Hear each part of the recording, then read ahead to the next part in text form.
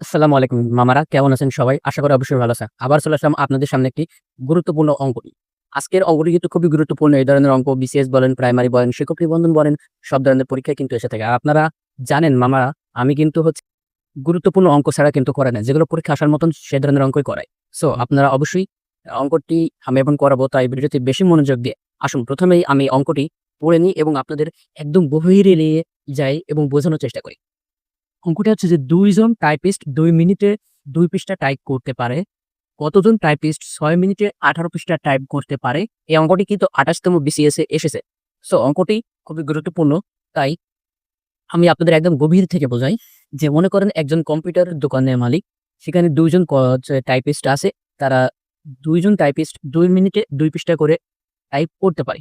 এখন একজন লোক আসলো যে ৬ মিনিটের ভিতর ১৮ পৃষ্ঠা টাইপ করে দিতে হবে দোকান মালিকের। এখন দোকান মালিকের কতজন টাইপিস্ট লাগবে মোট, সেটাই কিন্তু আমাদের নির্ণয় করতে হবে। সো কিভাবে নির্ণয় করব? সো প্রসেসটা দেখাই যে ২ মিনিটে ২ পৃষ্ঠা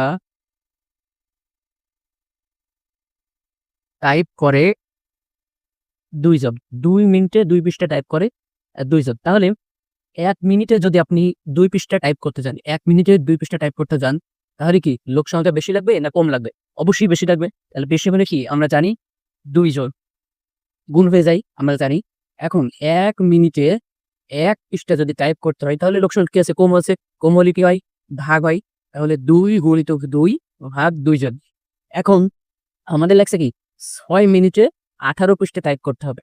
তাহলে যদি ৬ মিনিটে ১৮ পৃষ্ঠা টাইপ করতে হয়, তাহলে ৬ মিনিটে ৬ মিনিটে ১ পৃষ্ঠা টাইপ করতে হয়। যদি ৬ মিনিটে ১ পৃষ্ঠা টাইপ করতে হয়, তাহলে কি হবে? অবশ্যই সেটা ভাগ হয়ে যাবে। সেটা কি হয়ে যাবে? ভাগ হয়ে যাবে। ভাগ হয়ে গেলে এই যে ৬ নিচে চলে আসবে। এখন ৬ মিনিটে যদি ১৮ পৃষ্ঠা টাইপ করতে হয়, ৬ মিনিটে যদি ১৮ পৃষ্ঠা টাইপ করতে হয়, তাহলে কি করতে হবে প্লাস সেটা গুণ করতে হবে। তাহলে ২ গুণিতক ৬ তাহলে যোগ। তাহলে এখন যদি আমরা কাটাকাটি করি ২, ২ এখানে কাটাকাটি হয়ে গেল। এই ২ এর সাথে কাটাকাটি করে ৩ এখানে হয়ে গেল ৬। তাহলে কতজন লাগছে আমাদের? ৬ জন কিন্তু টাইপিস্ট করতে লাগছে। এখন এটা আপনাদের অপশন দেওয়া থাকলে অপশন দেওয়া থাকলো বা রিটেন আসলে রিটেন করতে পারবেন। আ আমি হচ্ছে যে এভাবেই করালাম।